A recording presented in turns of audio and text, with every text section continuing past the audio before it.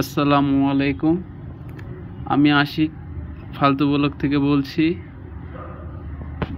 আপনারা সবাই কেমন আছেন? নেপাল ঘুরতে গিয়েছিলাম। এটা হলো নেপাল ন্যাশনাল মিউজিয়াম আর্ট। এইটা ছিল পুরানো দিনের জমিদারদের বাড়ি আর কি, রাজাদের বাড়ি।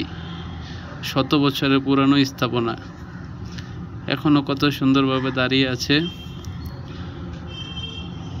আর এখানে মন্দির, গির্জা সবই ওদের আছে। এটা রাজাদের পুরানো প্রাসাদ ছিল, ঠিক আছে। এখানে মনে করেন যে আগের রাজারা থাকতো, তাদের বিলাসবহুল বাড়ি ছিল। কত সুন্দর, 100 বছরের কাঠের নকশা, পাথরের নকশা, কত সুন্দর মূর্তি বানিয়েছিল ওরা পাথর দিয়ে। তাই এখানে ইউরোপ, ইংল্যান্ড, জার্মানি সব জায়গা থেকে মানুষ আইসা এখানে ঘুরতে আসে।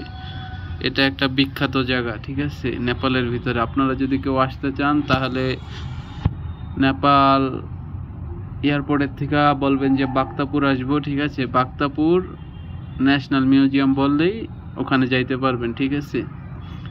কেউ মিস করবেন না, জায়গাটা ঘুরে আসবেন। জায়গাটা খুবই সুন্দর। এটা হলো আরেকটা মন্দির, ওদের মন্দিরের গেট না জানি কি, সঠিক বলতে পারি না।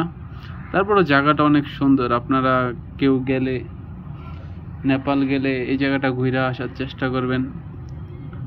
অনেক কিছু দেখার আছে। ভিতরে আরেকটা মন্দির আছে, ওইটাও দেখতে পারবেন, ঠিক আছে। আল্লাহ হাফেজ।